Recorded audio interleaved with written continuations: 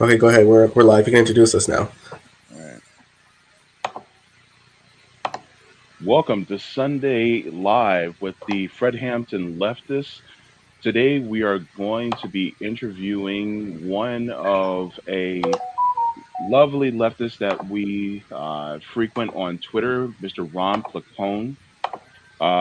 He is a comedian and host of Get Your News On with Ron, and also an astute commentator and of politics in our modern day. Mr. Ron, how are you doing today?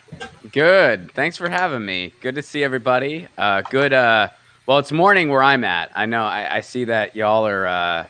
We got Missouri representing with Nick, and then we got Michigan.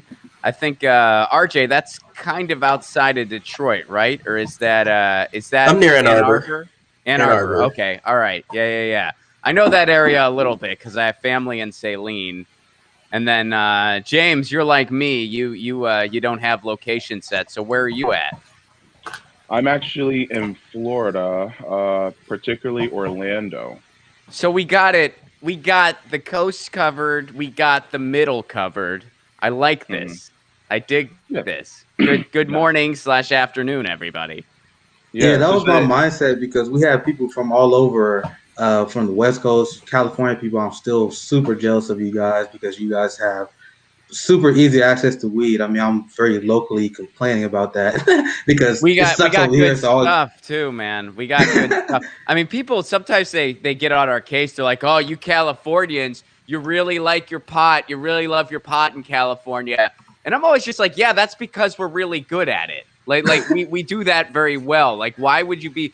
Do you do that everywhere you go? Do you go up to Alaska and you're like, salmon? I get it, big deal. Like, yeah, we're good at pot here. So, what are you gonna do? of course, yeah. You were talking about how we have, both coasts and the middle represented. I just thought of just some gigantic sandwich. Something tells me I'm more hungry than anything else, but yeah. So, one of the things that and I tend to always do this is, you know, I wanted to ask you what is one of the subjects that you want to start off with, and this actually piqued my interest a lot. You said that you wanted to discuss municipal broadband. Yeah. Um, my question, because I already looked up the definition of municipal broadband, but I want to know what's your personal definition of what municipal broadband is, and why and how is it beneficial? So municipal broadband, an easier way to describe it is it's just essentially city-owned internet. So what it Oh, is it's taking internet infrastructure and making it a public utility in our lives, which it basically is a utility in our lives.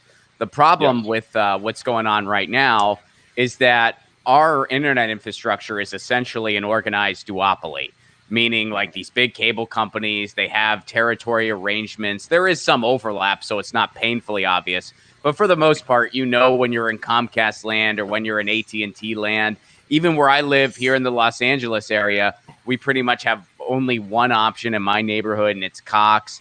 And the problem with this is these are big for-profit companies who don't really give a hoot about infrastructure, who certainly don't give a hoot about customer service or anything like that, and they're just trying to price gouge consumers as much as they can. Meanwhile, we pay more and get less for internet, which is clearly a utility in our lives. You think about the digital landscape we're living in. You think about, especially with the pandemic, we've really seen how much of a utility it really is in our lives. So we're Hmm. entering an age kind of similar to, a long time ago, there was a point in time where we had a similar divide when it came to electricity, where only some people had electricity and a lot of others didn't. And then what ended up happening was we really kind of made it a utility. There's still problems, actually. There still is some divides when it comes to electricity, which is mind-boggling to even think about. But for the most part, we've come a long way in that regard, and it's time to do that digitally with the internet. So that's essentially what municipal broadband is. Some places in the country already have it. They have better internet at a better price than everywhere else in the country. Chattanooga, Tennessee is a shining example of this. They have some of the fastest internet in the world, quite frankly, and they pay a reasonable price for it. And this goes beyond just, hey, everybody should have great internet. This goes into, hey, this is a utility in our lives. It is necessary for work, for education, for commerce. It is really part of the digital age we're in, and we need to close the digital divide. I mean, you can just look at what happened with this pandemic, where kids are having to go to school online. The kids who don't have access to decent internet are not able to learn right now. And in different parts of the country, Philadelphia being a prime example, they were counting on Comcast to build hotspots so that kids could go to parking lots so that they could go to school. Do we really want to be counting on one of the most hated companies in the world? Comcast is one of the most hated companies in the world. And there's big cable companies that are arguably even worse than them in this country. Do we want to be counting on one of the most hated cable companies in the world to have a dictatorship over whether or not our kids get to learn? That is disturbing on so many levels. So municipal broadband, it's not the sexiest sounding issue in the world. It really isn't. And it's not something that a ton of people cover. But there are a lot of amazing digital rights organizations in the United States doing amazing work in this field. And I try to cover it on Get Your News On with Ron as much as I can because it's an issue I'm really passionate about. Wow. Yeah, that is that's really fascinating. It's kind of scary when you think about it because really, you know, the internet service providers that we have, because it's a duopoly, they actually also control the dissemination of information that goes out to everybody. So if that's controlled by corporations, then that tells you that it's kind of fascistic when you think about it, because then if they see any dissent from certain groups or people, then they can always shut it down immediately, no matter who you are. We can create our own social media if we want it, but then because the providers basically own the internet, so to speak, then they can say, "Oh no, we don't want your voice," even if it's a voice that's advocating for, you know, for Medicare for all, Green New Deal, and things like that. So it's pretty dangerous. Oh, totally. And this goes into, because there's a whole slew of issues connected to, digital rights, which is kind of broadly what all this is. And I Yeah. think it's time we need a digital bill of rights. And I think anything less is just at best a band-aid. And the digital bill of rights needs to include net neutrality. We need to get net neutrality back. It needs to include municipal broadband all across the country. And it also needs to include very nuanced laws that meet the moment in regards to how these platforms have to operate. And I think they should operate by following the free speech laws of the United States. And there should be a transparent process around all of this. So, sadly, in this space, a lot of folks, they propose policies that would actually make the situation worse. So I think we're in a landscape where we need a digital bill of rights, and anything less is just, at best a band-aid, at worst going backwards. Well, as you think about it, it's actually going towards what I like to call corporate authoritarianism. And as anybody knows, that those of us here at the Fred Hampton Leftists, we oppose authoritarianism. And shifting this over to Nick, especially you are deeply anti-authoritarian. And so, in lieu of this, and how this may also not affects all of us, what are your thoughts on the about municipal broadbands and how it connects with being anti-authoritarian in your view? So this is, I love how Ron said that this is an issue that he covered because it's an important issue, because when you actually talk to real people, especially in rural poor areas, this is a policy that will help them tremendously. When I was in South Carolina, I used to bring up Bernie Sanders' position on public broadband and public internet service providers, and that was something that was kind of like my first thing I would bring up to a lot of these people when I was in these rural areas, because I'm like, these people don't even have basic connection to internet, because a lot of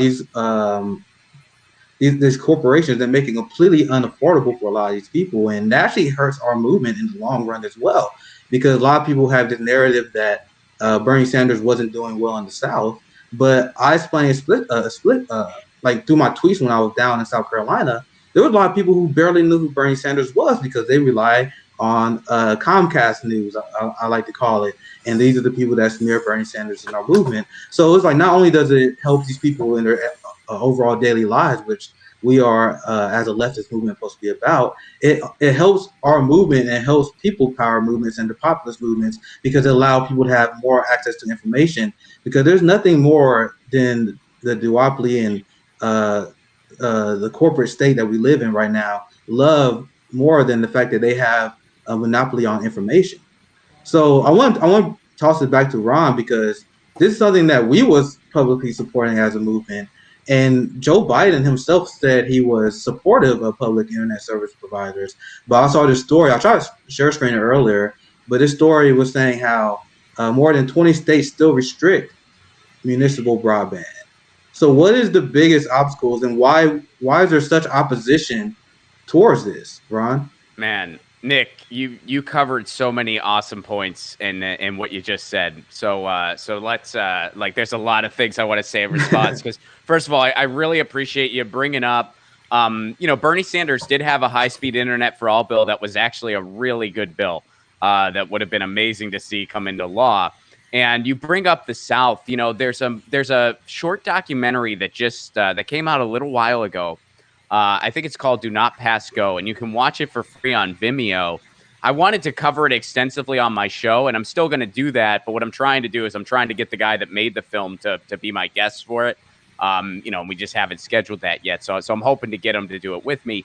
But the film goes to a small town in North Carolina where they don't have decent access to broadband. So they're trying to build a municipal broadband project, and they're facing all this opposition from big cable. And you hear these people who, I'm not going to presume anyone's political positions, but I'm going to go ahead and assume that at least some of the people in this documentary are probably not big lefties or anything like that. But they're saying all the same stuff I say. They're saying, this is a utility. This is a public thing. We need this in our lives. Yep. Internet access, it is a modern day utility in our lives, and they're trying to deny this to us, and we have the right to build it ourselves. Municipal broadband is not some just left-wing issue. It has support across the political spectrum, because you can argue it from any perspective. Yeah. You can certainly make, the democratic accessibility argument that's a little more on the left. You can also make the whole business competitive argument on the right. What's any less competitive than not allowing a city to compete for internet infrastructure? Right. That's not so. So no matter what angle you look at it from, municipal broadband is the way to go. And so to answer your question with what are some of the barriers? I actually think now, and don't quote me on this because I might be off by a little bit, but I think we're actually down to about 18 states. Because Washington State recently passed a bill that lifted their barriers for municipal broadband. Washington State was among the states that had barriers for municipal broadband, and they just passed a bill that lifted those barriers recently. Why do these barriers exist? Well, these barriers exist because big cable put them there. The Comcast and AT&Ts in the world, what happened back in the day when they started building their infrastructure in a place, they would have laws and regulations in place prohibiting cities from building their own internet. And at the time, a lot of cities just kind of went along with it, probably because they weren't anticipating that the internet would be what it became. I mean, keep in mind, in the mid to late 90s, a lot of people had no idea that the internet was going to be what it ended up being. A lot of people just didn't know that or see that in the future. So that's why a lot of those barriers exist. And because these big cable companies know, hey, when you have an organized duopoly, which basically just means different companies have different monopolies in different places, so they can just price gouge consumers, offer a crappy product. And then also these companies are getting into news and information. MSNBC is owned by Comcast. CNN is owned by AT&T Time Warner. So, they pretty much have a stranglehold on our access to news and information and just information in general and our access to it as far as infrastructure is concerned. And so that's why those barriers exist. They knew what they had, they liked what they had, and they wanted to continue having it. So the barriers exist because, quite frankly, internet infrastructure, well, it's not an easy feat and it does cost money. It's not an impossibility either. And cities that have done it, they see success 100% of the time. And there's a study Right. out there that the Institute of Local Self-Reliance did along with Harvard that indicated that pretty much 100% of the time, the municipal option, meaning the city option, offered people better internet at a better price. The price was better 100% of the time. The internet itself was better about 99% of the time. And get this, the only time that it wasn't better than the big cable option, it was just as good. And the only reason it wasn't better was because the municipal broadband project wasn't finished yet. So a half-finished municipal broadband project is better than big cable 100% of the time. A fully finished one, better 100% of the time. So the results are out there. This is the way to go. Yeah, I love how you brought up earlier, and then I'll toss it right back to you, JB. I love the point you brought up earlier, how this is an issue that you can easily win ordinary voters on, whether they're right-leaning or left-leaning, and this is why the media does everything they can to actually avoid discussing issues like these.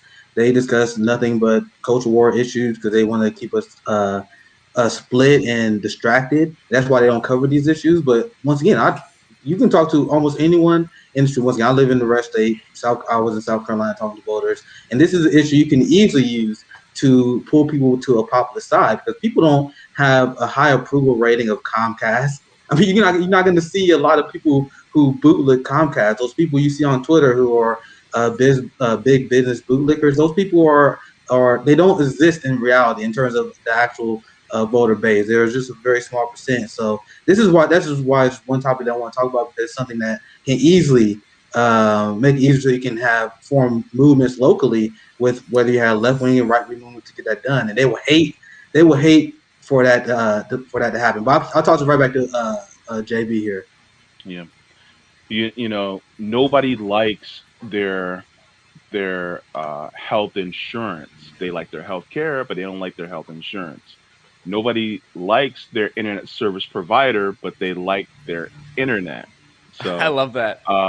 Looking Love at this, RJ as the resident, Gen Z, and seeing what Mr. Ron has said, looking at it from 30,000 feet, what are your thoughts on the idea of municipal broadband being more widely available within the United States?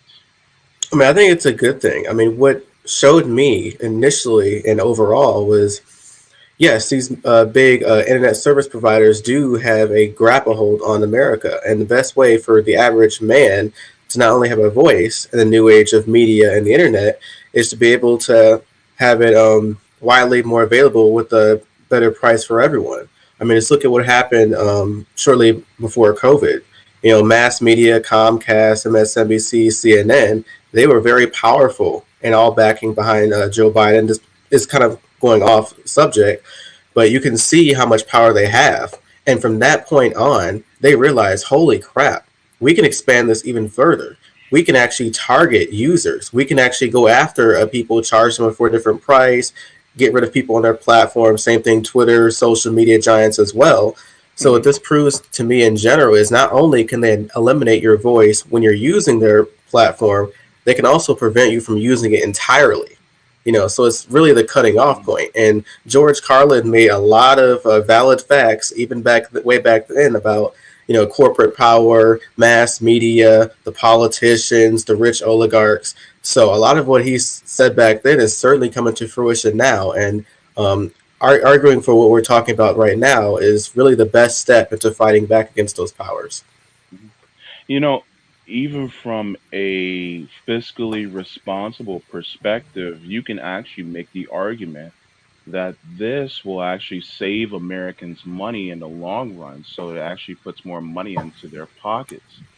That could be another direction to take, right, Ron?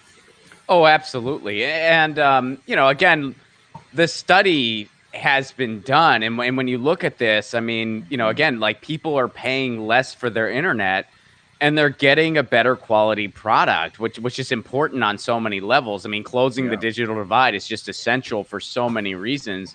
And the way I like to put it too, it's like, look, internet infrastructure is very precious. We all know what happens when our internet goes out. What would you rather have? Would you rather have this big for-profit cable company that doesn't really give a hoot and the people they have fixing it might not even be employees? They might be contractors who are underpaid and treated like dirt. Or would you rather have a city utility? I'd rather have a city utility because, look, whether you are the mayor, the richest resident, or the poorest resident, we all want our porn to load fast. So when it's the internet we're all depending on, it's going to get fixed really fast. That's the way I like to put it. No That's buffering. No buffering. That's right. And that's why it's one of those issues. It's hard to convince hardcore capitalists to support it because I'm looking at the states who put a lot of these bans on it and supported by a lot of the House Republicans who are bought up by corporations. And I always have a theory when it comes to this 30% of the population who refuses to support a very popular policy. Because I mean, looking here, this seems like to have a lot of bipartisan support, but there's always that elite class who always oppose these proposals, and it's the same reason why they oppose single-payer healthcare. Because we just explained why this is a cheaper form of internet, but it also provides better results for consumers. But that's the same thing for Medicare for all, where it boosts the economy, have better healthcare outcomes while saving a ton of money on healthcare. But the problem with the elite class is they love the divide. They enjoy the fact that there's a multi-layer system of healthcare because they kind of take pride in knowing that they have the best healthcare. And I bring that analogy up because that kind of go back to internet, right? Because I feel like there are a lot of people that they take pride in knowing that they have the best internet instead of having a public internet where we all take pride in making sure that's a quality product. And that's a very it's a problematic behavior I see out capitalists where they don't really argue on the merits of what they're fighting for. They just believe that they deserve better than the average working class person. I'll toss it right back to JB. It's interesting because this actually kind of makes me think about the infrastructure. And Biden was proposing a $2.5 trillion infrastructure plan. Um, Infrastructure would also include expanding internet to many places, especially in rural areas. And these are deeply underserved areas within the United States.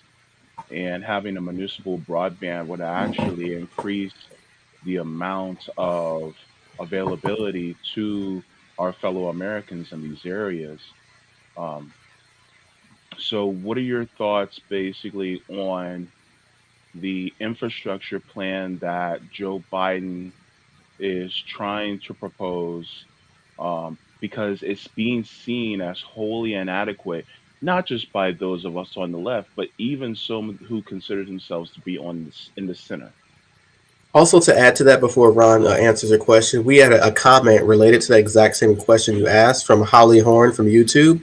They asked, "Is municipal broadband part of the infrastructure bill?" So that could be a two-part question for you, Ron.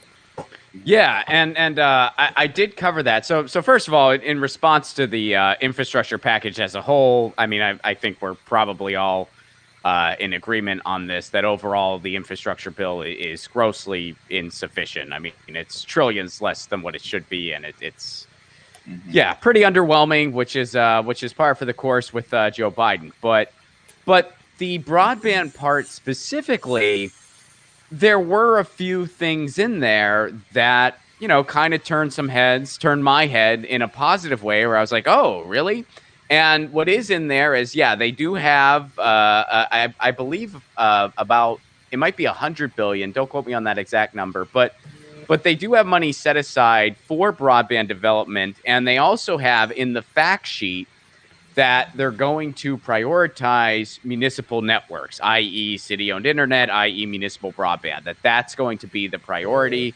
That they're going to lift any regulations around that, and they're going to prioritize municipal networks. So that was a very pleasant surprise to see. Now, Am I going to proceed with caution with the guy who started his campaign at a Comcast executives dinner? Yes, I will, and we all should. But nonetheless, it was a pleasant surprise to see. Is it enough to really accomplish that? Likely no. I mean, I talked with Shahid Buttar about this on my show. He's been, very active in the digital rights space before he ran for office. He thinks it's probably not enough. I'm inclined to agree with him. I think it's likely not quite enough.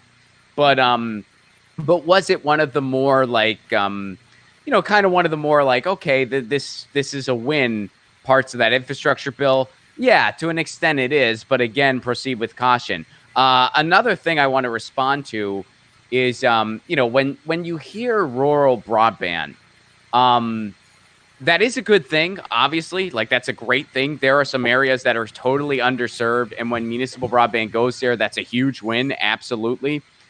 But when you see it as like this talking point, and Democrats in particular do this a lot, be a little weary and don't automatically just give them a pass, because sometimes what they do when they say rural broadband, what that's really code for is we'll go ahead and build in places where big cable doesn't even want to bother going to. Because what these cable companies do, with Comcast, with AT&T, what they do is they assess an area not based on what kind of internet infrastructure can we provide as far as quality goes.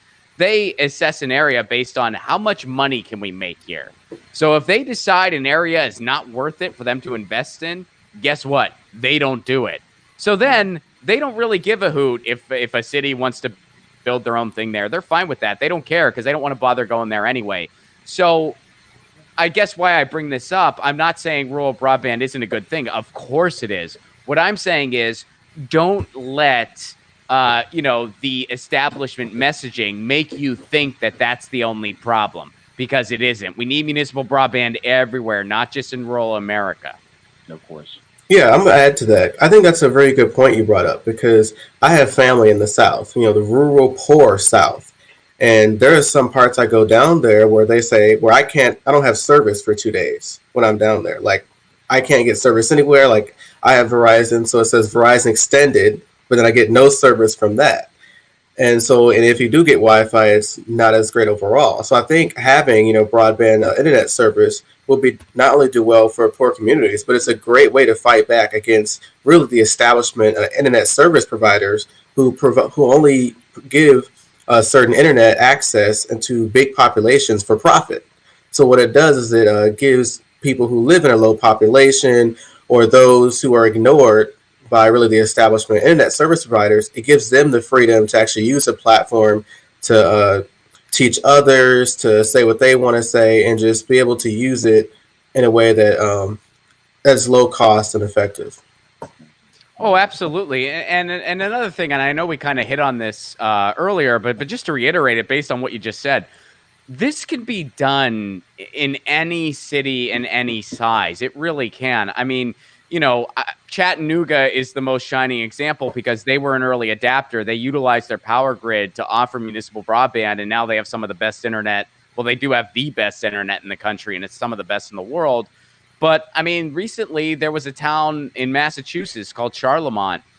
The city came together. They decided, hey, Comcast, no thank you. We don't like what you're offering. We're going to build our own. They have municipal broadband. They are a town of 7,000 people.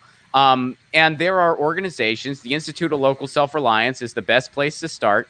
And what they do is they connect different cities and areas with contractors who will assess their area, assess, the type of city they are, what type of budget they might have, and figures out the best municipal broadband project for them. So the resources are there. And really, any city can do this. It's not impossible, whether you're as big as Los Angeles or as small as I mean, there's a small town in Ohio doing it, and you can go to muninetworks.org, and it gives you a map of all the municipal broadband projects that are being worked on right now. So, really all it takes is just community interest and a desire to really want to get it done. And we have a question in the chat that continues to relate to this, what we're talking about. We got a Twitch user, Marcus for Left Flank Vets, so friend of the show and friend of Nick as well. This person asked, can you ask Ron if he thinks putting broadband under the responsibility of USPS, which is the United States Postal Service, would be a legal way to guarantee internet for everyone? Because currently, the government uses the mailing system as really the best effective way of communication in terms of billing, in terms of getting medical supplies, in terms of sending letters, and in terms of that. So, would that be a good way to get broadband internet really to everyone? I think it definitely could be. And first of all, somebody brought that up to me once in person. So if you are the same person, good to hear from you again. I don't know if it's the same person or if it's somebody else, but that has been mentioned to me before. And yeah, I think that could be a possibility where you would basically use the post office, and we have post offices all around the country. Obviously, you would kind of use that as the hub to branch out from municipal broadband. I think that would certainly be a potential option. Because again, I mean, look, out in the UK, there was a group of farmers. They weren't happy with their internet, so they used their tractors to lay fiber cable, and they have this amazing internet infrastructure now that they just built themselves. I'm not suggesting every cluster of 4 houses should do that or even could, but my point in bringing that up is that look, internet infrastructure is not some impossible feat. We just think it's really, really difficult because of these big cable companies that, again, they don't invest in the infrastructure. Why? Because they don't make as much money that way. If they really gave a hoot about infrastructure, we would have much better internet, but they don't. It's not because internet infrastructure is some impossible feat. It's because of capitalism and that they don't give a damn. Well, it's time to put it in the hands of people who do give a damn, which is our cities and municipalities, we the people. Exactly. Uh, Switching gears, one of the things that um, I was looking up about a week ago, this is from The Hill. It talks about Joe Biden and his increase to the military budget. I can see if I can do a screen share here. Let me see. I'm still new at this, so Oh, you have to click present, I believe. And then if you have a window or a Chrome tab, I think you press that and then you share what you want to share. got it, got it. I like how the Zoomer is explaining it to the rest of us. We need That's Zoomers. why we strategically got RJ for the crew. We definitely need at least one Zoomer because I So, hate doing this. I Yeah, love we playing on camera, but RJ is our man. yeah okay. we Zoomers are carrying everything. My back hurts. You really are. I mean, hey, as a millennial, I actually vote that we just kind of pass it off to y'all because I look around and I see people like Pete Buttigieg and Joe Kennedy III representing my generation, and I'm just like, you know what? We'll just pass and we'll just let the Zoomers totally take over. We'll just let y'all take Mhm. over. We'll help y'all with that. But I feel like maybe Pete Buttigieg, Joe, no thanks. We'll just pass up on our turn. Yeah, Yeah, I don't know if the viewers could see what JB is screen sharing now. It is on the screen. So JB, go ahead. yeah. So as you guys, hopefully can see, this is from The Hill, and it talks about Biden's budget, uh, his budget proposal. It says the defense budget is a sacred cow. It says his proposal will add $12.3 billion to the defense budget, a 1.7% increase in which a typical year would just keep pace with inflation at a total of $753 billion. It leaves in place significant increases to defense spending that former President Trump set in motion. And this actually just goes to show to a lot of people that the whole let's push Biden to the left or Biden won't be as bad as Trump. This kind of just takes that and negates the entire argument because the money that we're spending for defense and the money that we're spending towards companies like Boeing and Raytheon and all these other different military contractors means that this machine is still going no matter who's in place, no matter if it's a Democrat, a Republican, a conservative, or a liberal. And so, just to get your thoughts on this, Ron, about using this money towards death machines, basically, uh, instead of using it for something that actually either is a catalyst or promotes life, basically, like, for instance, healthcare, Green New Deal. We were just talking about municipal internet, municipal broadband, I'm sorry, and also criminal justice reform. What are your thoughts on seeing that we actually are doing an increase that's basically an extension of a Trump policy? Well, I mean, this goes into the war economy that often goes underreported. I mean, this happened I mean, nobody talked about this. Nobody weighed in on this. There was no, taking the pulse of public opinion on this whole thing. The only places you heard about this was in independent media and on Twitter, because they just kind of pushed the war economy along. And that's been going on throughout all of our entire lifetimes. And it really got exacerbated under George W. Bush, where they, saw the axis of evil and decided they're going to set the Middle East on fire one country at a time. So it was put on steroids by George W. Bush. Barack Obama kind of continued that. He kept it on autopilot. He talked nicer, so a lot of people didn't notice. Trump continued it on autopilot. And Biden is likely going to do the same. I mean, especially if his 40-year history is any indication. He's always been fine with the war machine his entire career. So this kind of keeps going. And a lot of people, they don't make the connection between this is why we live in the country we do. Our foreign policy is connected to our domestic policy. We are behaving like an empire because we are a modern day empire. And not only is it morally repulsive on every level, why are we building an economy based on war and death? That's disgusting. But it's also the reason we don't have healthcare. It's the reason we don't have free college. It's the reason we don't have a Green New Deal. It's the reason why people at home have these lower and lower standards as far as quality of life is concerned. Meanwhile, the only thing close to a jobs program we have is the military and setting the Middle East on fire at the behest of oil companies. And really, it's because they're the people running this country.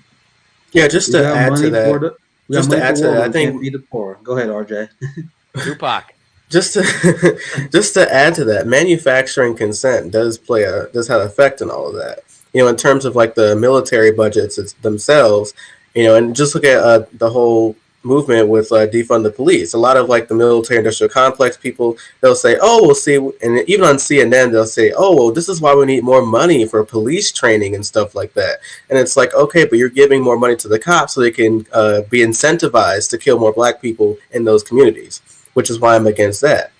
And look at too in which how the military industrial complex plays Biden and plays Donald Trump. So one of the things that they would do against Donald Trump is if Donald Trump even pretends to buck the establishment, especially the military industrial complex, because it makes the base happy, what they'll do is they'll use Russiagate against him 24/7, and then he's a cuck, so he's going to bend and do what they want anyway. And look at Joe Biden. Joe Biden himself, he's been pro establishment his entire political career, starting off with being siding with Strom Thurmond with the Dixiecrats. So he's been true to himself. But one thing he does do is he plays this cultural appeal. He's middle class Joe from Scranton. He's Uncle Joe wearing aviator sunglasses, looking ice cream. So he's able to play that cultural game, which liberals love, and he's able to push the pro-war narrative as well, which is also very frustrating. A question that I actually have and this goes to Nick, with this increase in the military budget and, of the taking the same policy from Donald Trump that Joe Biden's basically adopting, do you honestly believe that Joe Biden is really going to pull out all the troops from Afghanistan in good faith, as many people, especially on the liberal side, somehow believe? JB, don't even get me started, man. Don't even- 'cause I've been I telling know what I'm people. doing. I mean, you know what you're doing, man. I've been telling people at this point, all I have is I told you so. All I have is I told you so. So people are shocked that Joe Biden is continuing the genocide in Yemen. I called it. I said, like back in November, I said I wouldn't be surprised if Joe Biden continues that. And now we see Joe Biden increasing the military budget more than Donald Trump initially did when he was president. And I'm like, I'm not surprised because do people have short memory or something? Like, do you guys know why Kamala Harris was chosen as vice president? You Because want me when to she was a answer that question? senator, Bernie Sanders introduced a bill to slash the military budget by only 10%. 10% is a joke, by the way. It's nothing. I voted for the Green Party because the Green Party, at least on their platform, they had the guts to call for a 70% cut for the military budget. And I have a lot of respect and love for Angela Walker because she's like, I dare you to ask me about it. I dare you to ask me about it because if you're serious about climate change, you must slash the military budget because they are the U.S. military, the largest polluter in human history. So if you are saying you're serious about climate change, but you're not serious about cutting the military budget, you're being deeply unserious. And that's what she said. She said, I want someone to ask for that. So by the way, I'm not mad at Bernie because he did move the Overton window to the left. I'm not mad at him. I'm just saying that's already a joke. But Kamala Harris voted against that. So throughout the course of the campaign, Joe Biden and Kamala Harris in the Democratic establishment kept showing their hand. Like they kept showing us who they are. And I mean, a wise person once said, if someone show you who they are, believe them. And that is what I was doing. You had Joe Biden that was openly running to the right of Donald Trump in the campaign on foreign policy. And now people are Specifically shocked Venezuela. and now people are shocked that he's ramping up the US war machine. And I want to toss it to Ron and get his thoughts on this because another prediction I made, I said, I think Joe Biden is going to just ramp up tension against Iran. And when Joe Biden campaigned, he said he was going to get back in the Iran deal day one. He didn't say he's going to have a long negotiation battle with Iran where they continue the same tactics as Donald Trump, where they want to keep the sanctions. Iran's stance on this has been the same since day one. They said, remove the sanctions, we back in the deal. But Biden has been playing games. I predicted that was true. I predicted they will continue to genocide Yemen. That turned out to be true. And now my prediction right now is I don't think he's going to get out of Afghanistan. And I plead in the leftists. Sorry, I'll talk to you around here very soon. I plead leftists, please stop saying he's getting out of Afghanistan. There's a report in the Gray Zone. Let me see if I can get it put up on the screen here and shared. But Biden isn't ending the Afghanistan war, at least by any definition that any leftist was used. Jeremy, I'm trying to give him credit. Jeremy Kuzmaris, I'm saying his name all wrong, but that's who wrote this. Biden isn't ending. I don't know if can you guys see on the screen? I'm not sure. It's sharing now. Okay, great. This from the Gray Zone. Biden isn't ending the Afghanistan war. He's privatizing it. Special forces, private Pentagon contractors, intelligence operators will remain. So why do I have this prediction? And I said it in before this article because he didn't pull out on Trump's deadline. And at a time when they said they wasn't going to pull out on the deadline, Al-Qaeda was upset. And they were like, okay, it's on. It's on, motherfucker. It's on. You don't want to pull out? We're going to increase violence. So what Joe Biden did, he put back the deadline to September 11th. So now you already had people in media say, all right, there's violence is going to be on Joe Biden. So guess what? If there's any attack that's happened between now and September 11th, with Al-Qaeda already said they are upset and they will continue attacks if they remain, they're going to use that to increase troop levels even more. I say increase troop levels because they're not pulling out. Because before I was like, okay, they're going to use that as an excuse to stay back in. But for one, we see now they're breaking it down that they're not pulling out. And now they're going to use that to even increase troop levels even more when something happens. So that's why I predicted that. And I was skeptical from day one because I tweeted at the time, why is Joe Biden increasing the military budget if you're planning on pulling out of these wars? It just factually didn't make sense. So anyway, I want to get your thoughts on that, Ron Placone. What do you think and your prediction overall on Biden and Afghanistan? What do you think of Biden's foreign policy overall in his time in office? I can't really knock your prediction, man, because when I saw it, my response was, similar to yours. I said, man, between now and September, that's a lot of time for excuses to not actually pull out. Yeah. And as far as instigating Iran, yeah, I do expect that with this administration, again, because it's like you see the war economy put on autopilot. You see, the list of countries. I mean, you can see what was it, General Clark. You can see that footage of him back in the Bush years talking about we're going to go after these countries and this is how we're going to do it. I don't even know why. Iran's on that list. Trump was instigating Iran, but then the pandemic happened, and that kind of, that kind of got put on the back burner because there was a pandemic. I have a feeling Biden will likely pick up that mantle. Absolutely. So I hope, in particular on Afghanistan, I really hope I'm proven wrong, and he does actually withdraw on September 11th, which what a creepy date selection, by the way. Right? Like how it's like, well, we want to ring in the anniversary. I guess we'll leave this place that we were in for 20 years for no freaking reason. But what an interesting date choice. But I hope I'm proven wrong and he actually does do it, but I certainly wouldn't place a bet on it. And basically, and Joe Biden himself, like I said previously, even a couple minutes ago, he's all about the symbolism. Like, how many liberals and CNN and MSNBC were saying, "Oh my God, Biden is so great! Look what he's doing. He's pulling out on the anniversary, and it's so great." And they were praising Biden as being some innovator, saying, and also Biden in his speech saying, "I will not allow another president. It's been 4 other ones prior to me that were in Afghanistan. I'm not going to do it." And mainstream media, MSNBC, CNN, all praising Biden for doing this. But when Trump tried to do the exact same thing, they literally said, "Oh, he's helping out the forces. He's not looking after the troops. Pulling out of Afghanistan would be irresponsible." But when Uncle Joe does it, apparently now it's great. So that's basically what pisses me off about it as well. And to add to another point, even if Joe Biden does want to pull off out of Afghanistan, there's a reason why he also wants to increase the military budget, just in case they stay, keep shooting up folks, keep taking the oil, baby. Or if they do leave, they're going to go after China.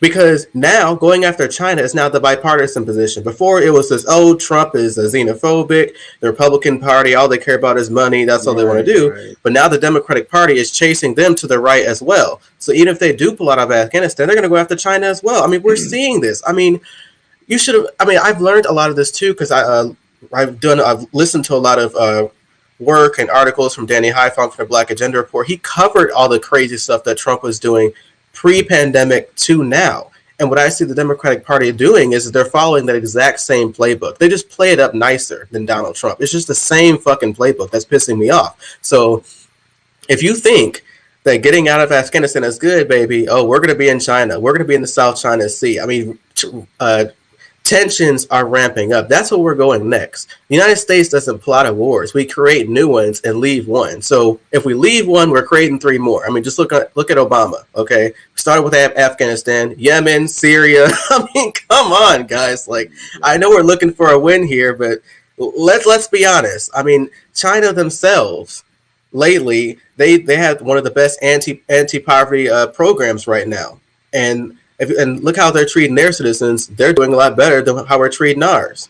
Every other country is. So the United States, what we do, we don't necessarily help our people. We abuse our people, and we want to blow up other people's countries and take their money. So this is the American playbook through and through. Yes. Speaking of taking care of our people in comparison to other countries, I have a question that I really pose to all of you. And, when we want policies for people like Social Security expansion, Medicare for all, student debt cancellation, there's always no money available. But when it comes to defense spending, they make it rain like a strip club. What are your thoughts on the best way that the left can put more pressure on politicians to do more policies for people versus corporations? And do you even think it's worth pursuing? And Ron, I'd like to start off with you. Well, that's a heavy question. I admittedly have very, very, very, very, very little confidence in electoral politics at the federal level.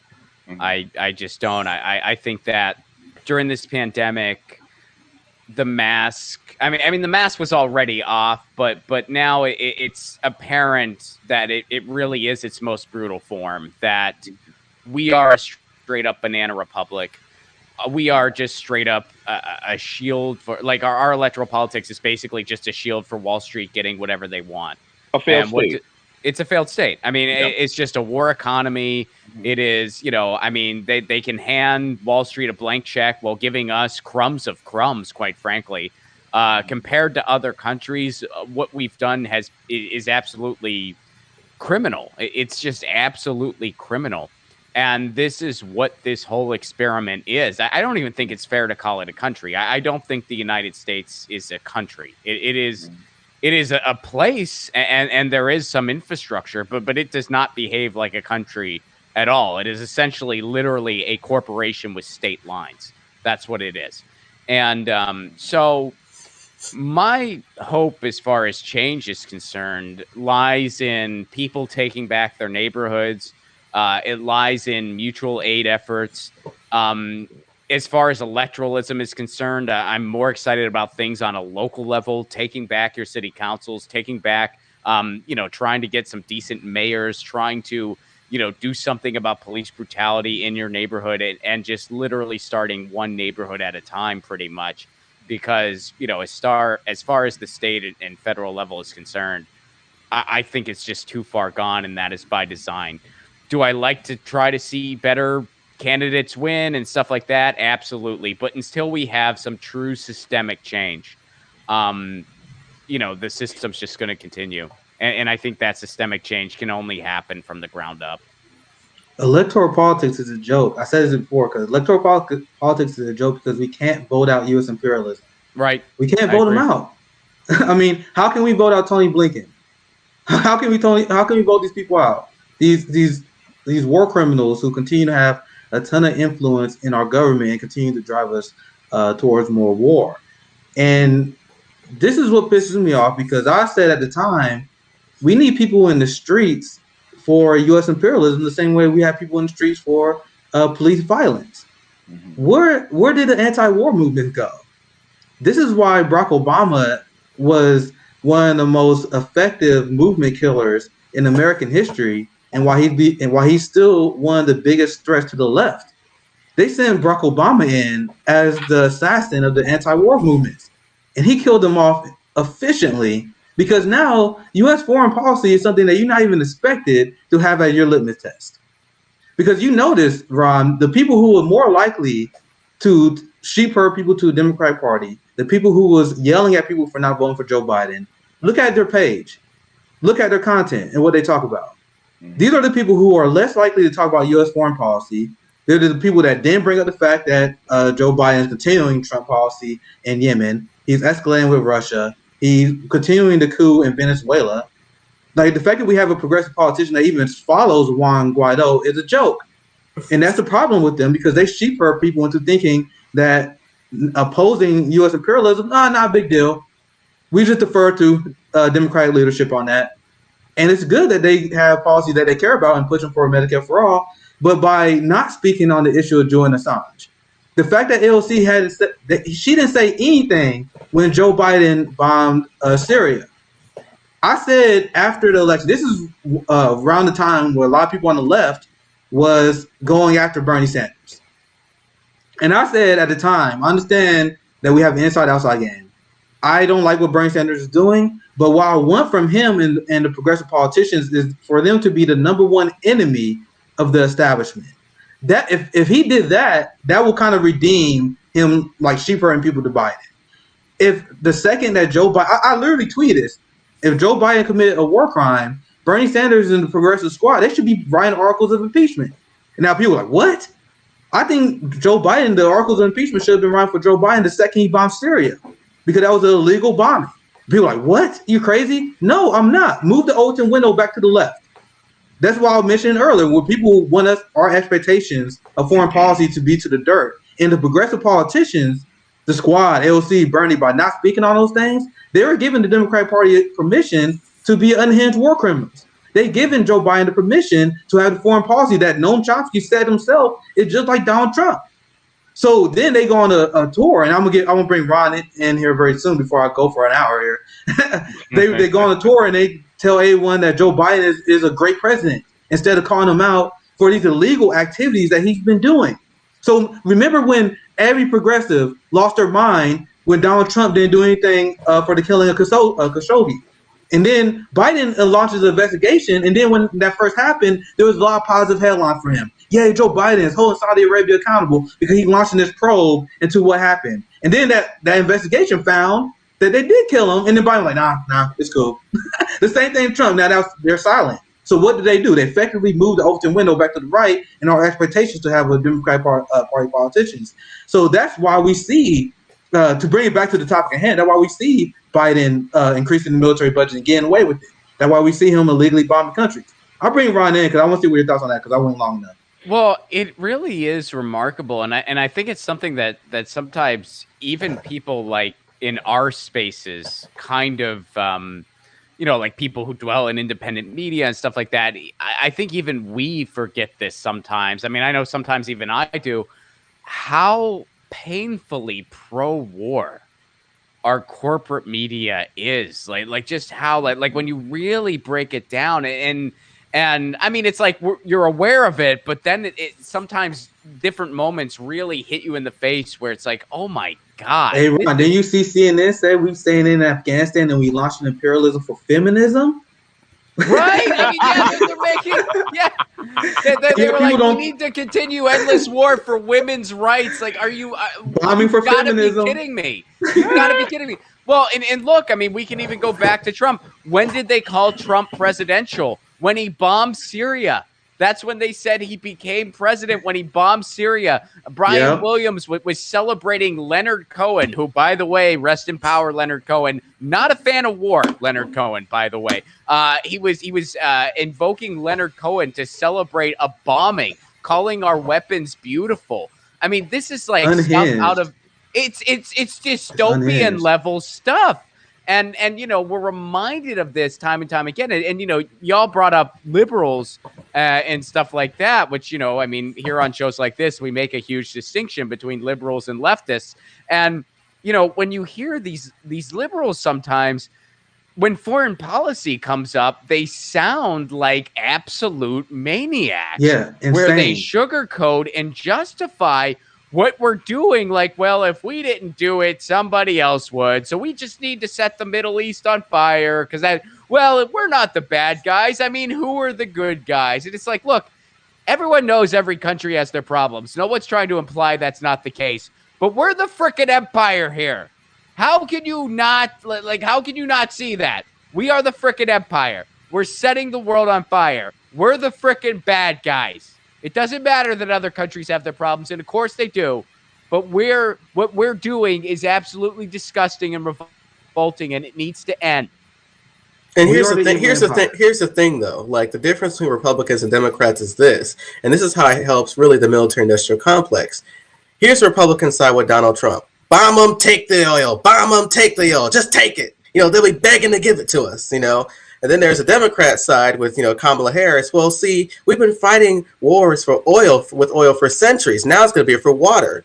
So at one point, she admits that that's what we're fighting for with these endless wars, while at the same time preparing for the next natural resource we have to go over to take over, And really all it does is it helps really the military-industrial complex use manufacturing consent to allow more wars to happen, because liberals themselves are pro-war. Like, let's not even pretend. They're just nicer about it, So conservatives and people and politicians like a Donald Trump, they say what's on their fucking mind. They don't mind blowing people up, taking their natural resources, killing their kids. They have to pretend now because Trump has some people who are anti-war in his field, so he has to pretend to give a fuck.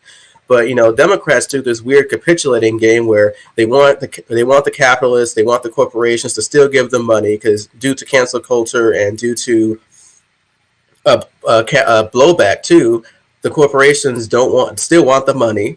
The Democrats too, with their base, they are a little bit more sympathetic, so they have to pretend. That's why they play everything up to be more professional. While you have the Republicans, they just say, just blow the motherfuckers up, take the oil. While the Democrats say, oh, we have to have a specific plan. We have like a targeted operation in the Middle East. So it's a different play on words, and the mass media itself helps out a lot with that. The Queen of Resistance. Do you guys see Jennifer Rubin on foreign policy. The clip that went viral very recently, and I love how you bring up how liberals are maniacs on foreign policy too, Ron, because you listen to her. She's the resist queen. Liberals love her. Yeah. And you hear, I don't know if you saw the clip. I would love. I hope. I'm still trying to figure out how to play it on here. I heard about it, but I didn't see it. I heard about it. Yeah, and she pretty much just explaining casually how United States should definitely just go in other countries and destabilize their government. In fact, we should be doing it, and we should be applying pressure on authoritarian regimes. And by the way, guys, when Jennifer Rubin says apply pressure on authoritarian regimes, you guys know what that means? Bomb the shit out of them. Yeah. No, it's that too, but also starving them. Bombing, starving. Yep. Yeah. Yeah, amen. Because that's what she's advocating for. That what Donald Trump implemented with those sanctions. That same sanctions that Joe Biden continues to this day. Those are the sanctions that are going to affect the poor working class. So these are the people that are more likely to push the idea of lesser two evils, where they're like, oh, why? How can you say liberals are just like conservatives? Because I'm looking at the issue of the police state, and I'm looking at the issue of foreign policy. So when I hear Jennifer Rubin go off, I would love to try to get that thing working on here so we can show Ron. But when I hear her speak about U.S. foreign policy, how she's just casually advocating for starving poor people and bombing poor people, I'm like, this is terrifying to me. I'm just as terrified of that as I am with Rush Limbaugh. Rush Limbaugh, for example, because Jennifer Rubin and that class of liberals, they are also more likely to support giant police budgets. And I've been trying to get this through people's mind. These people are enemies, and I consider them to be worse than conservatives on the issue of police violence. Now, allow me to explain before you guys are like, what? So conservatives are open about how they want to fund giant military budgets, giant police budgets, and they're just pretty much giant government bootlickers. I'll call them that in their face. They open about that. So when you have liberals that tweet hashtag Black Lives Matter, and they constantly tweet about George Floyd and how they're angry about the police, but then their solution is to funnel more money to the police, what did they effectively accomplish? Because that's what a lot of Democratic seats have done since the start of this year. They actually increased their police budgets. So they used the death of George Floyd. They used the death of Breonna Taylor. They used black oppression and black exploitation in order to funnel money into the forces of oppression that are killing us in the first place. So how is that not worse than conservatives who just outright say, hey, I want to increase the budget? And then they're like, yeah, fuck George Floyd. They're like, they openly against us. Meanwhile, liberals are like, yeah, I care about George Floyd now. Let's pass the George Floyd Act that gives more money to the police. Like, the fact that they even did that should have people in the streets. But I don't have a lot of optimism like you, Ron, because Biden lured people back to sleep. That bill should put people in the streets, and they will get away with it. But here's the thing, though. There's one part you're missing. Conservatives only want to increase the military budget and the police budget to protect daddy's property. Let's get fucking real. They didn't give a fuck about people. All they saw was police precincts burning, Target getting looted and burnt to the fucking ground. That's all they fucking cared about. While liberals, they believe in this utopian bullshit ideology. If we give the police more money, maybe it can have more training. We can get better cops. Fuck that. That's fucking bullshit. That's the same fucking bullshit we've been doing with the last 40 fucking years. And so that's why they both piss me the fuck off. And you notice that I tweeted about this recently. You know that black celebrities and the wealthy black liberal class, they are way less likely to be supportive of defund the police. And despite media propaganda, because there's a lot of liberal type people, especially white progressive, where they're like, oh, you guys are just lefties who want to defund the police. The black community don't want to do that. You just guys are just out of touch white people. Whenever you hear someone say that, you know they're a bad faith actor, because even at the height of the unpopularity of defund police, because I even admitted it last summer that we got work to do. But even when it was at the most unpopular, there was two people who supported it: the Democrats and black people. Majority of white people disapprove with it, but majority of Democrats support it because disenfranchised communities like Latinos and blacks, indigenous people were mostly supportive of that. So it always was a lie in the first place when they always say, oh, black people don't support defund the police. So you have these wealthy black oligarchs who are out of touch, because this shows that capitalism, and Ron, you said it earlier, the capitalism is the problem, because capitalism even brought the brains of disenfranchised communities. Because now they are less likely to call for defunding the police, because, like RJ just said, they want their property to be protected. They don't care that the working class and is being negatively affected. We having our wealth transferred away from us in the form of civil asset forfeiture, having our rights taken away from us in terms of prison slave labor. The black bourgeoisie, they don't give a fuck about that. And that's a class problem. Mhm. I'll pass it back to JB. Well, actually, to add to your point, and then that's when they'll take some black celebrity and they'll push them out in front of all the other black people and say, you know, we really shouldn't do this. And this person is usually a property owner, and they'll say, well, you guys shouldn't be you know, you know, burning down a precinct, or you guys shouldn't be, burning down an Apple store or something like that. We got to think about, the job creators and things like that, which are these big, huge multinational corporations that actually take, our money away from us anyway. And so these are the same people that talk about, our, rights as black people, when they're at the BET Awards giving the floor speech. But then at the same time, there are also the same ones that are partnering with places like McDonald's or Ford, and they're basically screwing over other black people just to be able to earn a buck. So they really don't have much of a leg to stand on when it comes to the morality of the issues, so I don't really give much stock into listening to them at all. And I don't think many black people should do the same. I mean, look at Killer Mike, and he was basically advocating for the preservation of businesses rather than lives, in Atlanta.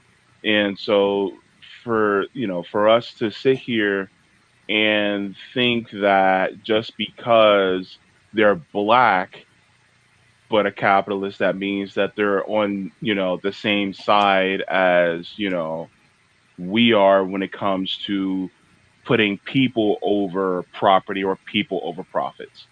Um, or have they been uh, has their consent been manufactured? To a great degree, yes. But at the same time, they also have the ability to research and to figure things out. And we have been telling them these things for the longest time, but they haven't been listening. So, therefore, because of that, it sounds to me a lot like willful ignorance. And so, therefore, uh, this is one of the reasons why they don't have as much push, especially among the activist community, because the activists see exactly what's going on the ground. Um, Part of the question that I had asked originally was, what are some of the ways in which we can do to uh, push for different changes?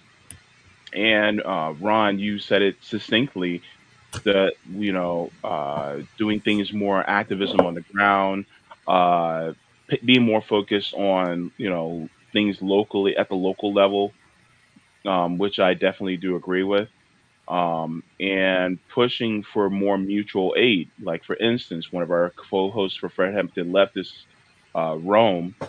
is actually planning on going to Toledo, Ohio, and Jacksonville, Florida, to do some activism there to help people with resources like clothing, food, and helping them out in many other different ways, which you really don't, if you do see it from some celebrities, it's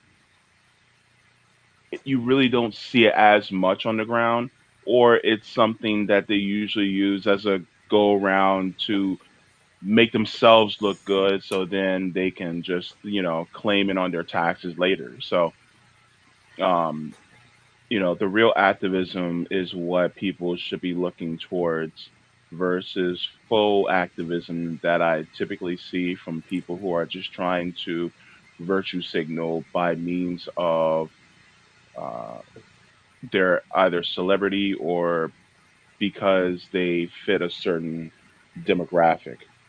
Um, One of the things that I also wanted to discuss, and there is no proper segue for this, but forgive me for that. But I wanted to talk about weed. I'm always down. You already know. You don't need a segue for that. You don't need a Yeah. segue for that. Yeah. You're like, it's Yeah. cannabis time. Yeah, how's Nick doing? Because you've been kind of doing abstinence for like the last week, so you've been I've coping been well. looking at the calendar. I'm so hyped because you guys know there's no way I am being sober on 420, right? So I did this tolerance break waiting for 420. So I'm looking at the calendar and I am Okay. hyped. I talked it back to JB. Okay.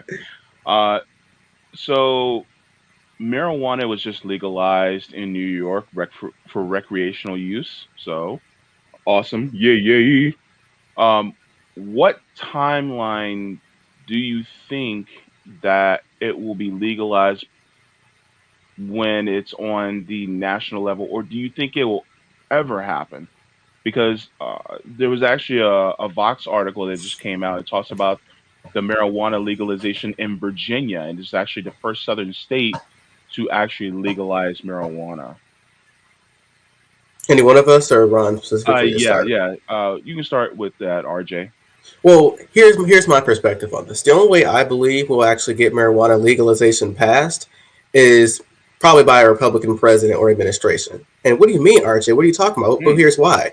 Yes. What do you mean? The marijuana business itself is decentralized, meaning that it could be their local drug dealer, it could be a local business. But if Republicans figure out a way to centralize this whole money game and make their own marijuana industrial complex, then they'll become legalized, because then the big corporations will come together, they'll monopolize the market, and then they'll sell it to the American people at an even higher price than originally now. So I know I Mhm. probably gave them an idea, but that's kind of, I think, the only way it's going to go. Because I mean, look at Joe Biden right now. Joe Biden is supposed to be, like I said, Uncle Joe wearing aviator sunglasses, looking ice cream. He's supposed to be the most progressive since FDR. And when people ask him, "Hey, Uncle Joe, all you have to do is sign a pen and legalize marijuana, or even decriminalize it," and Kamala says, "Oh, we're too fucking busy. Fuck you." So the morale is like way low right now in terms of actually getting that passed. But I do believe like states overall are starting to figure the fuck out. Hey, tax the motherfucker. Who cares? You can collect tax revenue to pay for goods and services in your state. It's a very good idea. People love fucking weed. Who cares? Put it in brownies. Put it in drinks. Who gives a fuck? Let people smoke. Leave people alone, and you make your money too. So that's kind of what my perspective is. Let it state-wise is great. Mhm. And yeah, that's kind of the route we have to do until the federal government wakes its ass up. I mean, you know how much money the federal government can make by doing a sales tax on weed federally? Like, come on, you could pay for a lot of goods and services for that. Mhm. Ron, so what are your opinions about this regarding the lovely green Mary Jane? I think if I had to take a guess, I'd say within 10 years we might see something federal. I think we eventually will. Hmm. I think RJ's prediction is pretty solid. Like it'll happen with the Republican president because, Hmm. again, it gets back to capitalism. They already Yeah. realize there's a market for this. I mean, John Boehner already got his piece of the pie. Hmm. So I do think we're going in that direction. Obviously, public opinion's been there for years and years and years. Yeah. Uh, but I think you're going to see it's going to get to the point where more states are going to have it than not. We're basically I mean, even Utah's been looking at it for crying out loud. South Dakota has been looking at it. So, I mean, I think it's going to get to the point where more states are going to have legalized pot, at least for medicinal, than don't have it. And Okay. eventually it's just going to be federal, which, in some ways that is very depressing, but in other ways it is very encouraging because I mean, I remember when we thought we would never overcome the propaganda of the drug war. And this was we're Right. talking like 2008. We're not talking a long time ago. Hmm. Like we never thought we would possibly overcome that. And then one state did, and then another state did, and then another and another and another. So that kind of thing does give me actually a little bit of optimism. And this gets back to, grassroots and doing something in your own backyard. And I think I don't want to have too much cross pollination of issues here or muddy the waters in the conversation, but I think that that's what we're going to see with healthcare. I think that there will be a state that gets single payer. which again is not the ideal way. We'd be much better off with federal Medicare for all. But, hey, the ends will justify the means. I think a state's going to get it. And when a state gets it, another state's going to follow, and then another one, and then another one. And that's how we're going to get Medicare for all. I wish that wasn't the way, but I think that's the way it's going to go down. And that's okay, because it'll get us to where we need to be. But I think it's, eventually states kind of lead the way. So, Nick, your thoughts?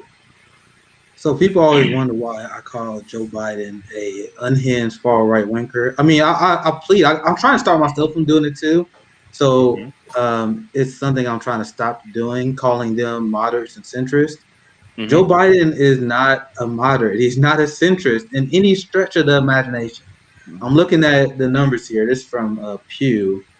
55% of Republicans back the legalization of marijuana. Meanwhile, Joe Biden is firing staff because they have previous marijuana use in a city where marijuana is legal. So I covered the fact, because I actually look at polls. Don't ever read the headlines of polls and just take it at that, because it's always bullshit. It's always. So they always trying to frame our push for Medicare for all and public, and just pretty much single payer healthcare as unrealistic. 1 out of 4 Republicans support Medicare for all. Do you guys know how crazy that is? Like, if you listen to corporate news and how they present single payer healthcare as unhinged, crazy, far left policy, you would never think. You would think the number would be like 1 out of 20, 1 out of 10 if you listen to CNN or MSNBC. Oh, we can't run on Medicare for all because that's unpopular. They'll make a lose in red states, even though this past election, the people who did, they did pretty well. So what was my overall point? Now, take that to the next level, where you have Republicans who 54% of them support a public option. So these two issues are related, because these are two issues that Biden and his administration was running on. Joe Biden already was to the right of majority of the American people, because he said, "No, I don't think we should legalize. I think we should decriminalize." And now there was a report from like a week or two ago how they walking back decriminalizing marijuana, and Kamala Harris said, "We are too busy delivering for the American people to end the war on drugs." Like, and people take these people seriously? So Joe Biden is effectively to the right of Republican voters on healthcare and on the decriminalization of marijuana and the legalization of marijuana. And yet people think I'm crazy when I say Joe Biden's a far right winger. This is why I'm trying to, I don't do it all the time, but I'm trying to stop myself from calling Biden a moderate, because he's not. So that's why when the artist says more likely to happen under the Republican president, I'm like, that doesn't shock me, because the Overton window is completely shattered, and it's going to just take someone who just want to win. Because, 16 in 2020 could have been, just straight up decided by a president who's like, I just legalize marijuana. The margin was so close in a lot of these battlegrounds. I literally think that could have been the turning point in a lot of these people for these races. But Trump is a moron. He was a puppet. He didn't want to do it. But this is just such an easy win. That and universal health care. But none of the parties want to do it because they are more interested in keeping the corporate duopoly than actually winning an election. They'd rather lose representing their donors than actually win running on popular policy. So that's why I think it's a mistake for anyone to consider Biden a right-winger, which, apparently healthcare and this kind of stuff is not important to progressives. They ran on it, but apparently not important to bring up anymore, I guess. Well, I call people who identify as moderate in the United States, I usually refer to them as conservatives in denial. And I don't even mean it as an insult. It's just accurate. Like, calling Joe Biden a right-winger is accurate. And if you're quote-unquote moderate by United States standards, you would be considered not just right-wing, you would be considered far-right in any other, pseudo-democratic experiment. You wouldn't just you'd be considered far-right. In any other, even in think about this. England, out of they're not in the EU anymore because of Brexit, but out of all those countries, England is considered the big right-wing country compared to the rest of them. They're whoa, they're pretty far right. Boris Johnson and the Tories are to the left of the Democratic Party.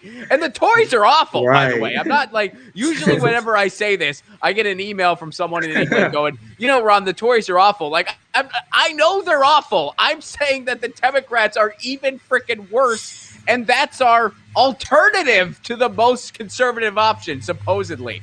So yeah, I mean, calling Joe Biden moderate is absolutely ridiculous. I was so bothered by the whole like, oh, well, he's going to be like an FDR. You know what people should have said instead? But they didn't say this. And the reason they didn't say this was because it might actually lead people to action. Instead of saying Joe Biden could be our generation's FDR, they should have said, here's what they should have said. Joe Biden could be our generation's LBJ. What do I mean by that? Yeah. LBJ was a fucking asshole. LBJ was a prick. But LBJ signed some things that he didn't want to sign because he knew he had no other fucking choice. So is it okay if I curse on this, by the way? Oh, I just cursed like so many times today. We're good. I kind of just let it out. But yeah. So they should have said that would actually inspire people to action. Like, not sugarcoating what Joe Biden is. He is a demented right-winger, and that's being generous for what Joe Biden is, and he's a racist. So they should have said he could be our LBJ. If we have a big enough movement that I think needs to come in the form of a general strike, where he looks outside and he says, if I don't sign some stuff, this place is going to completely just go off the rails, then we might get some decent policies out of this administration. Yeah, go ahead. No, go ahead. Okay, so I was going to say about the LBJ point, which is actually what Ron is saying is pretty accurate. LBJ, how he looked at a lot of these movements is he turned their issue into his issue and made it personal. So, for instance, with civil rights, so black people marching, yada, yada, yada, they want civil rights. So LBJ, he would go to his Dixiecrat friends. He said, look, if you don't get along with me, I will fucking crush you because this is my issue. I want it now. So that's how he was able to get his Great Society programs with the war on poverty. He started getting a lot of that through too. Signed with Medicare, the Voting Rights Act, yada, yada, yada. And so I think that methodology would have been a lot better because also too, you're putting Joe Biden in a trap because now you're comparing LBJ, a person who made it illegal for all black people to vote and to not be discriminated against based on sex and gender. And now you're saying, Joe Biden, look, we got you. You have to do this now.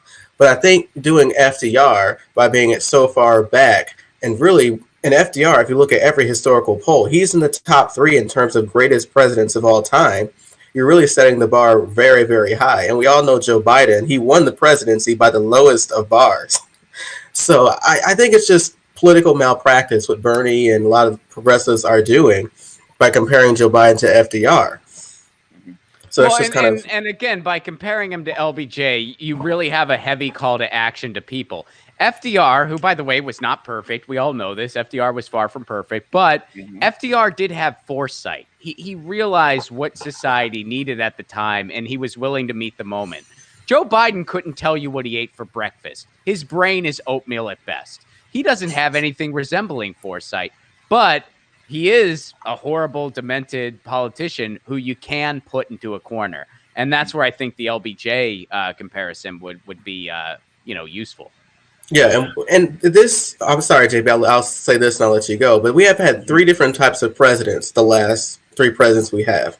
We had a guy like Donald Trump who is, look, I don't give a fuck as long as it makes me look good and I stay elected. We had Obama who was like, look, fuck you and your ideology. We're going with my ideology. If you don't fucking like it, deal with it. And then we got a guy like Joe Biden where he's like, look, I like old money, oil, credit card companies, big pharma. That's good. Old money is safe money. That's why Joe Biden loves them.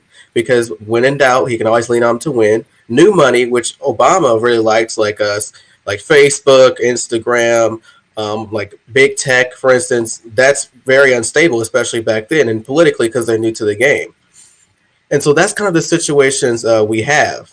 And that's why it makes it even more difficult to push them for specific policies. When you have politicians who make it all about themselves in terms of, okay, it's my way or the highway, versus you using a movement, making it your own to actually push those policies through, that's what makes it even more difficult. And I'll toss it back to JB. This is actually a great segue, and I'm glad we're having this conversation. And Ron Placone, I'm glad that you're here on this day One of the reasons why is I want to present a question to each one of you, and if you guys can give me just a 1 minute answer to this question. We are now 3 days away from Biden finishing his first 100 days in office. What would you grade him based on the policies he has succeeded and fought for, or lack of thereof so far? Ron, if you can start. Well, I want to answer that quickly in two ways. If you're going to compare it to other presidencies, Hmm. I would give him a D because, I mean, there were some things like some executive orders and so forth where it's like, okay, this isn't a bad thing. It's just not enough. I mean, that's pretty much the Okay. best summary of his presidency so far. Well, some Hmm. things have been bad things, but it's either, hey, this is a really bad thing, or hey, this isn't a bad thing, but it's nowhere near enough. That's basically, Hmm. what he's done so far. So compared to other presidencies, I would say that's about a D. If you're going to say as far as the world at large and what a government should be and what leadership should be, I would give him an F. But you know who else I would give an F to? Every other president in my lifetime. And Yes. right now, everyone in the frickin' federal government, because they have failed beyond comprehension. They are nothing more than a corporate Yes. coup. And I think we'd be better off abolishing the whole thing and having a people's legislature. So, depends on the standard for what I'm giving the grade on. But so those are my two answers. Okay. Nick? So it's a F. It's easy for me because what Biden has done, he's effectively killed um, the protest that was going on, even though we have the same problem. Hmm. He ran on ending Trumpism, but he's continuing Trumpism. We still had Hmm. kids in cages, and we did this question a few weeks ago when Biden literally just got in. And I'm like, okay, I give him a D because I want the pleasure of dropping him when he doing a lot of things I expect him to do. The Hmm. fact that he did not get out of Yemen, I mean, this is easy. There's Hmm. bipartisan support for him in the support of genocide in Yemen. He couldn't even do that. He could have halted all deportations, and he actually increased deportations. The rate in which he doing it, how he treating Haitian immigrants, where he pretty much sounds just like Trump in handling them. I'm gonna keep it short, so I'm in here soon. So, but these are reasons why I give him an F because he said he was gonna restore the soul of the nation, and I give him an F because he was successful. Because the soul of the nation is a nation that is institutionally racist, is a nation that has a border crisis and bombs people overseas, and that's what we see Biden is doing. So he continuing the U.S. empire, and for doing that, you're not going to get anything less than an F from me. I gave him the D when we first did because I'm like, oh, he just got started. Wait till I drop him. And as soon as he bombs Syria, there's no way I can give you any grade other than F after doing a illegal activity where you killing people and you funding agents. I just can't do it. So anyone who pretend that Biden is anything other than a trash president, you're doing a gross disservice to the Overton window. Anyone who will give Biden anything higher than C, you're doing a gross disservice to the Overton window. Hmm. Uh, RJ? Me, it's an F minus if that's even possible, and the reason why, and I gave him a D minus before, so this is even worse. And so here's the one part I don't like about Joe Biden. If you look at a modern American presidency, starting from FDR, what most presidents do in their entire term is described in 100 days. That's why we talk about the fucking 100 days.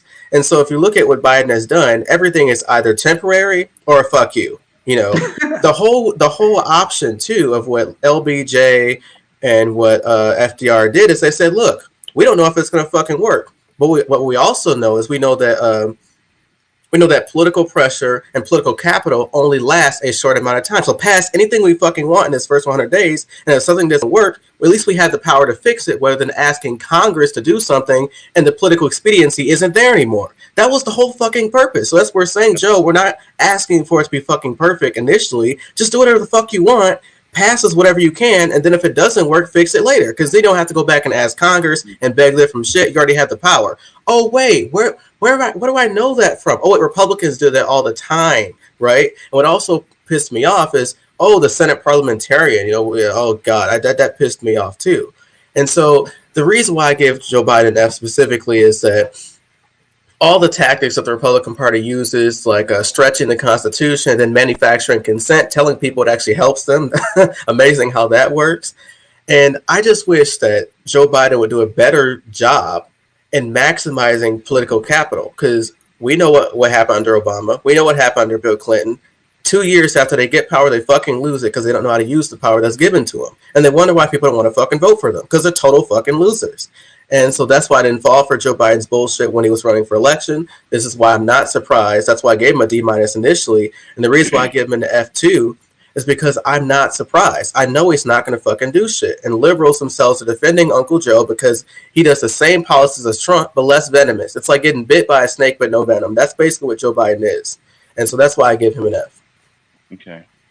Well, thank you so much. I just wanted to give the floor to Ron Placone. So where can we find you at?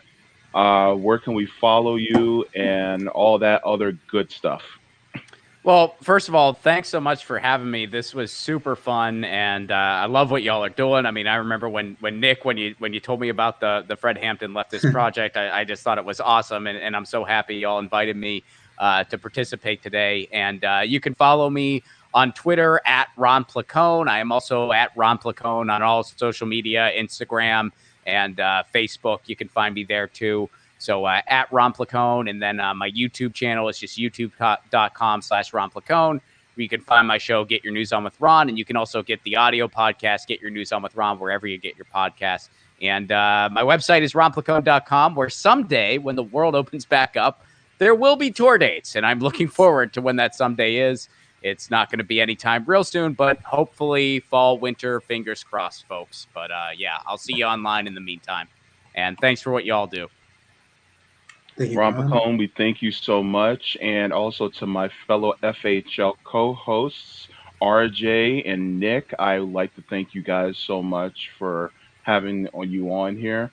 RJ and Nick, what do you guys have coming up in your streams for this week? And what do we have to look forward to from you? Well, since I'm the scheduler, I go first. So currently, You have to remind me. I have to remind you. This week, I think okay. So tomorrow we'll have a Lee Camp on with uh, no, that's Monday. So Monday we'll have Lee Camp on with Jackie. So that'll be fun. Tuesday you'll probably have Erica the White Trash Socialist on from Twitter. She's a cool comrade.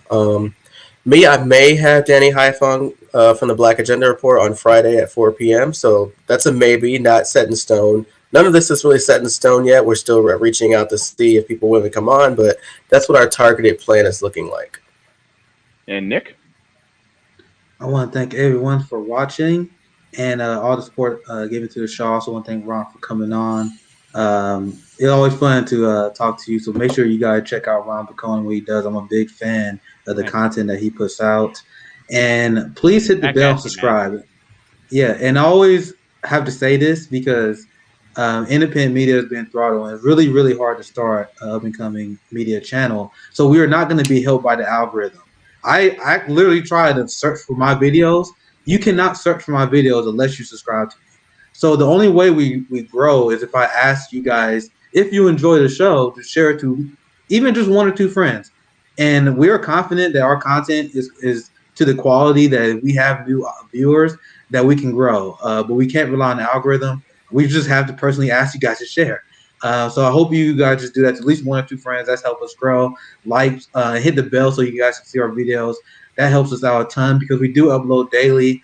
And our main show, you're going to see all of us as a round table with Thursday. But like RJ said, we got a lot of great programs planned every day, and a lot of great hosts, guests like Ron that's going to come on the show as well. And the more we grow, the more content we are going to be able to do. And once COVID restrictions are lifted off and everything's getting normalized, we don't know how long they're going to take. You're going to see a lot more on the ground reporting because that's how I got started off.